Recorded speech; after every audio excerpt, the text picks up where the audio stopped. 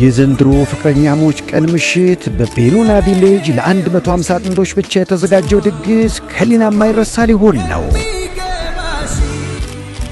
ምድራዊ ገነት የሆነችው ቤኑና ቪሌጅ አምራ ተንቆጥቁጣ ፍቅር ትሸታለች። አልጋዎቿ በቀይ አበባ ተሸፍነዋል። ከፍቅረኛው ጋር እጅ ለእጅ ተያይዘው 2 ቀን የተለየ ዓለም ውስጥ ይነጉዳሉ።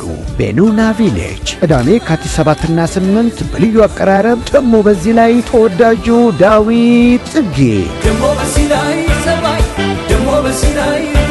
ቤኑና ቪሌጅ ላይ ተገኝቶ የእርሶን ፍቅር ይበልጥ ያደምቀዋል። ምግቡ መጠጡ ገደብ የለው።